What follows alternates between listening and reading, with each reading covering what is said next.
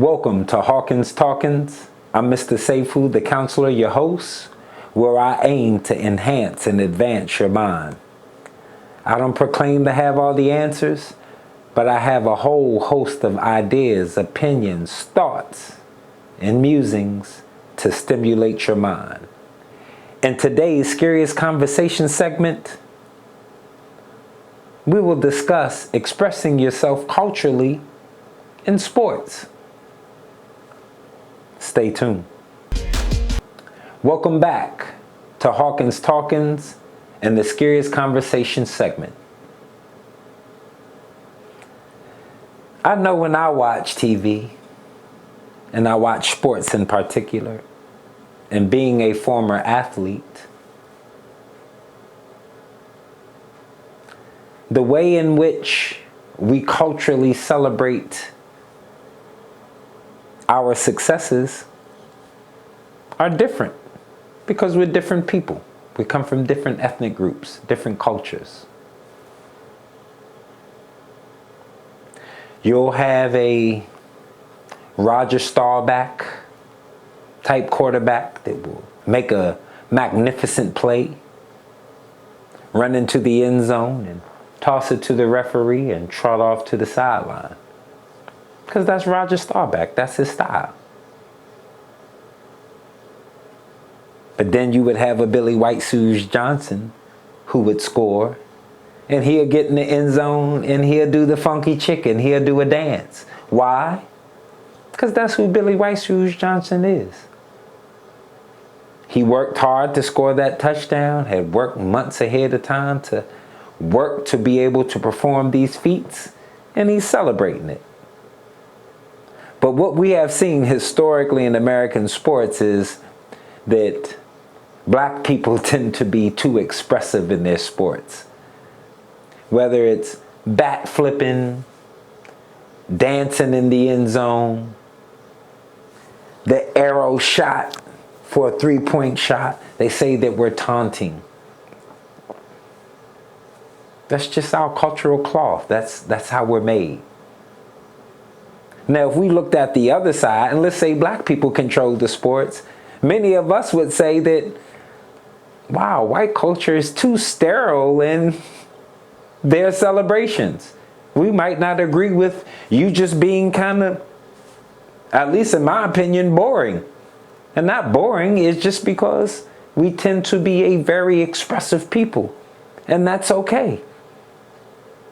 Just as if tossing the football and quietly running off, or making a three-pointer and not making any deal of it, that's your style.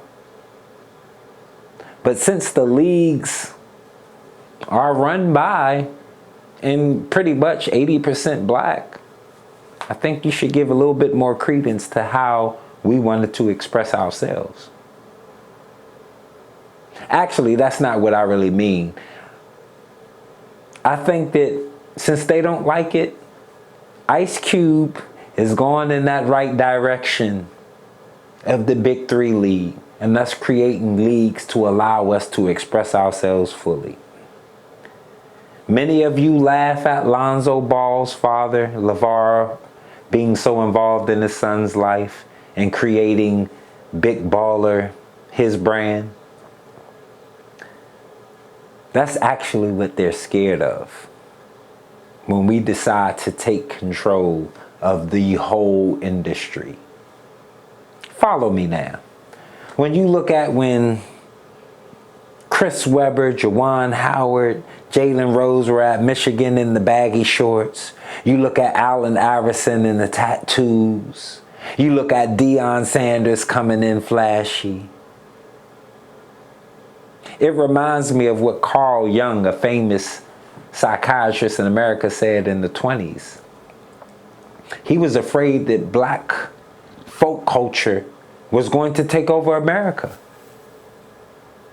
because we are the most mimicked group on the planet, for whatever reason. So when they saw the baggy shorts and the tattoos and the braids and the baggy pants, they say, man, if they keep pushing this cultural piece, they're going to eventually start to ask the questions to, We should be controlling this anyway. I don't know if many of you remember when Jimmy the Greek gave his spiel on why black athletes were superior. He pretty much was fired because he was telling white secrets that they just want to keep in the closet like skeletons. He was true. America has been the place to where we've had breeding farms. So if you think about the SEC, right? The Southeastern Conference in football, yeah, that's why it's dominant. That's the black belt. That's where the majority of the slaves were. So yeah, they're creating superior athletes. That's just the fact. But when Jimmy the Greek said that on live TV, they had to hush him. And I know I've digressed a bit, but I think in the 21st century, we need to start to create leagues and places to where we can be unapologetically us, without apologizing to someone for who we naturally are. This is just one of Mr. Seifu's musings, but I want you to really think about that. We'll be back with the Domain of Discourse. Stay tuned.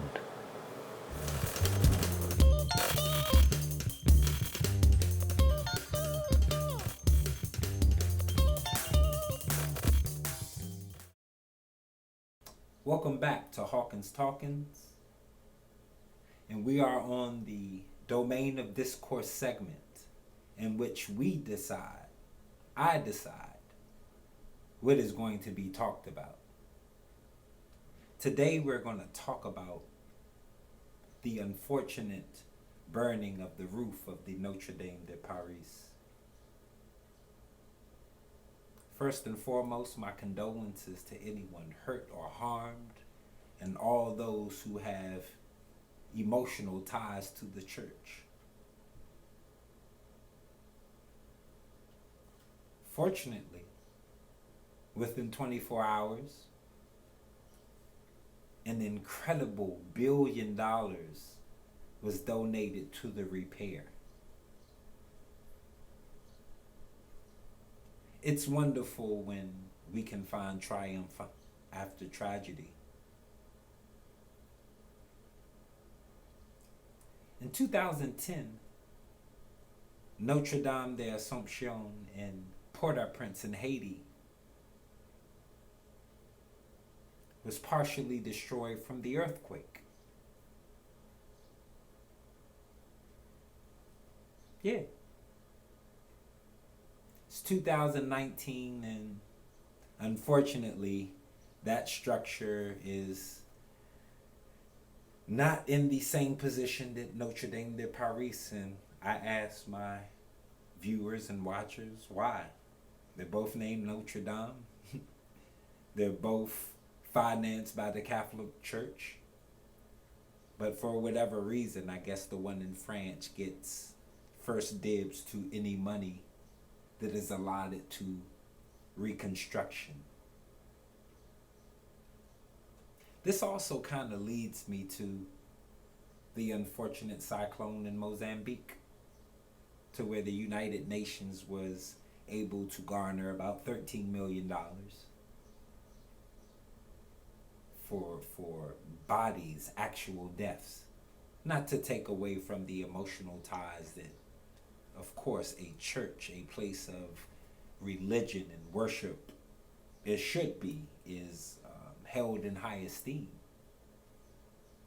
But when you say people's lives are lost, and you put money to a building and not money to actual lives, I have a problem with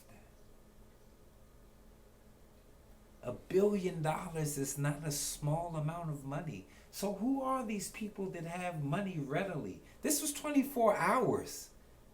$1 billion were garnered. That would solve many of the problems on the globe immediately in certain places. I don't want to control your thought, but I want you to think about that. Why is one, and we have to say it, Haiti is predominantly black. France is a white country. Haiti is a former French colony, so they should be able to give the same amount of money, because the reason that Haiti is in the position that they are is because they're a former colony and they're still suffering from it. And not only are they a former colony, they're a colony that said that you're not going to oppress us. So when the Haitian Revolution happened, that reverberated throughout the globe. And I think Haiti is still being demonized from that. That's just my personal opinion. But it's just astonishing that $1 billion could be garnered in 24 hours. And the earthquake in Haiti happened in 2010 and the structure is still not up. Not only that, all of Haiti's, people in Paris that had any type of skill set to add to the construction, 10,000 people were gathered just like that to volunteer to repair the church. So please don't talk to me about equity. It usually only happens verbally. It doesn't happen in real time. When you want to talk about being a true democracy and showing equity across the board, Notre Dame de Paris and Notre Dame de Assomption should be treated equally. One should not be able to garner $1 billion in 24 hours, and one to be sitting dormant for almost 9 years now. That's the end of the domain of discourse, and that's the end of the episode of this Hawkins Talkins. Please join us in discussions, and all of our social media handles are at the bottom of the screen. Hit the notification button, subscribe to us. Also offer your commentary, your thoughts, your opinions and ideas, because we welcome them. Until the next episode, we'll see you soon. Peace.